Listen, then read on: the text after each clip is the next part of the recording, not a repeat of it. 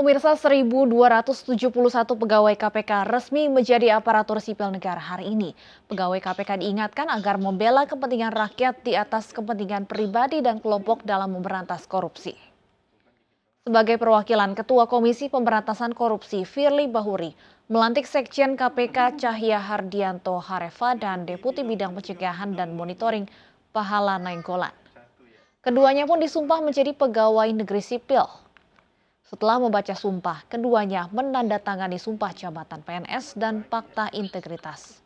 Pelantikan yang digelar di Aula Gedung Juang KPK berdasar keputusan Presiden RI nomor 87/PPA tahun 2021 tentang pengangkatan dalam jabatan pimpinan tinggi media di lingkungan KPK. Para saksi dan pejabat yang dilantik, kami mohon kembali ke tempat semula. Di tengah penolakan pelantikan dari 700 pegawai KPK, hari ini 1.271 pegawai KPK tetap diresmikan menjadi aparatur sipil negara. Ketua KPK Firly Bahuri kembali menepis dugaan sengaja menyingkirkan 75 pegawai KPK yang tidak lulus tes wawasan kebangsaan. Heran kalau ada kalimat bahwa ada upaya menyingkirkan. Saya ingin katakan, tidak ada upaya untuk menyingkirkan siapapun. Kenapa saya pastikan itu? Karena tes yang dilakukan wawasan kebangsaan diikuti oleh 1.351 pegawai. Dengan ukuran yang sama, instrumen yang sama, alat ukurnya sama, waktu mengerjakan sama, pertanyaannya sama, modulnya sama. Hasilnya memenuhi syarat 1.271 yang tidak memenuhi syarat 75. Kalau boleh saya katakan, semua dilakukan sesuai dengan kriteria, sesuai dengan syarat, sesuai dengan mekanisme, dan sesuai prosedur. Hasil akhir memang ada yang tidak memenuhi syarat dan ada yang memenuhi syarat.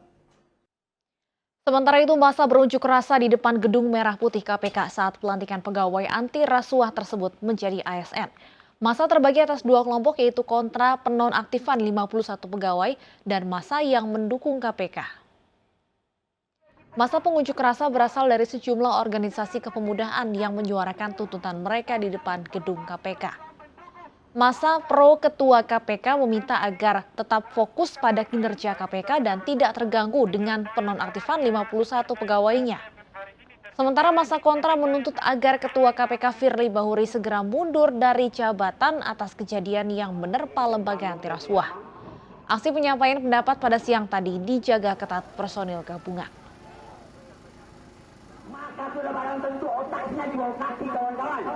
Berangkat dari identitas saya. Kita ke informasi selanjutnya, pemirsa. Megawati Soekarno Putri kembali sentil petugas partai yang tidak mengikuti arahan. Megawati mempersilahkan kader yang membangkang untuk keluar dari partai yang ia pimpin.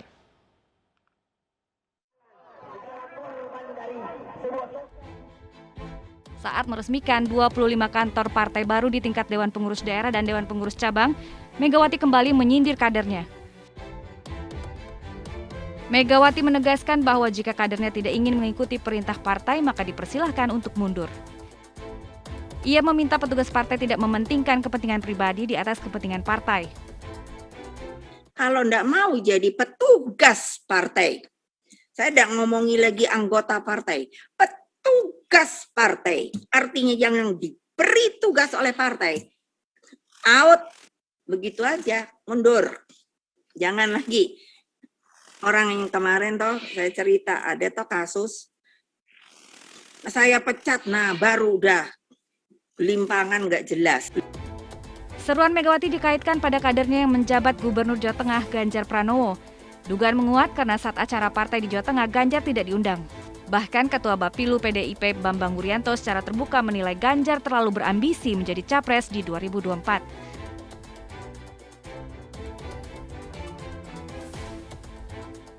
Itu kan persepsi Pak Pacul, iya persepsi, tapi kan orang paham kita politisi, kan gitu loh. Nah kemudian kok enggak, maka ketika Mbak Puan rawuh ke Jawa Tengah, kami mohon maaf lah, rapatlah DPD, iki piye, ya udahlah dikasih tambahan peringatan dulu, biar nanti kita ngobrol. jangan diundang dulu.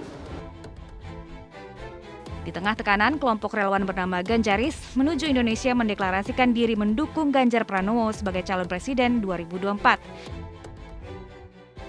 Ganjaris sepakat Ganjar adalah sosok terbaik yang bisa menggantikan Presiden Joko Widodo yang masa jabatannya selesai dalam 3 tahun lagi. Pak Ganjar memiliki apa yang Pak Jokowi punya, kesederhanaan dibanding mungkin kandidat lain yang muncul ya. Satu, kesederhanaan. Kedua, pekerja keras. Ketiga, dia punya kreativitas dalam melaksanakan kegiatan sebagai orang gubernur. Itu yang paling penting. Di tengah kisruh politik internal, relawan Ganjaris yakin sosok Ganjar Pranowo akan dapat tiket calon presiden 2024. Tim Liputan iNews melaporkan. Pernyataan yang disampaikan Megawati dalam pengarahan kader PDI Perjuangan disebut-sebut ditujukan untuk Ganjar Pranowo. Namun hal itu dibantah oleh PDI Perjuangan yang mengklaim pernyataan ketua umumnya berlaku untuk seluruh kader dan anggota partai. Sampaikan tadi bahwa pada saat pencalonan Pak Ganjar menjadi gubernur Jawa Tengah tidak sampai 5% melawan incumbent loh. PDI Perjuangan tidak selalu mencalonkan karena ratingnya tinggi, ininya tinggi, tidak. Jadi semua sesuai dengan kaidah aturan kepartaian.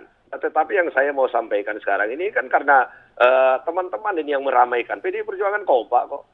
Nah kemarin tidak ada bicara dengan presiden. Masa ketua umum saya memberikan arahan kepada seluruh kadernya, seluruhnya rapat pada saat peresmian gedung kantor partai 25 di tingkat cabang dan daerah, agar semuanya patuh, loyal melaksanakan tugasnya sebagai petugas partai, dibahas ke sesi orang. Nah itu kan bukan PDI Perjuangan yang melakukan itu, orang lain yang melakukan itu. Ya ketua umum kalau menegur sesi orang pasti memanggil, tidak perlu melalui wacana publik kan. Beliau ketua umum PDI Perjuangan loh, saya salah saya dipanggil. Tidak perlu saya dimarahin di depan umum, bukan begitu pola ketua umum saya. Pemirsa, 1 Juni diperingati sebagai Hari Lahir Pancasila.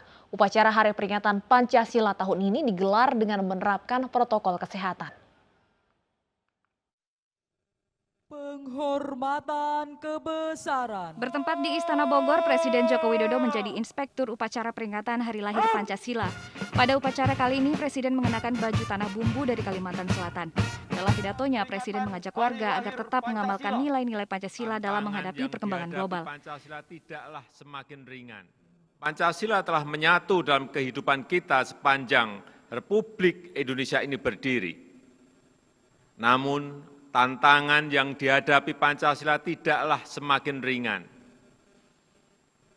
Globalisasi dan interaksi antar belahan dunia tidak serta-merta meningkatkan kesamaan pandangan dan kebersamaan. Yang harus kita waspadai adalah meningkatnya rivalitas dan kompetisi, termasuk rivalitas antar pandangan, rivalitas antar nilai-nilai, dan rivalitas antar ideologi. Ideologi transnasional cenderung semakin meningkat, memasuki berbagai lini kehidupan masyarakat dengan berbagai cara dan berbagai strategi. Ketua MPR Bambang Susatyo bertugas membacakan naskah Pancasila. Sementara itu Ketua DPR RI Puan Maharani membacakan naskah pembukaan Undang-Undang Dasar 1945.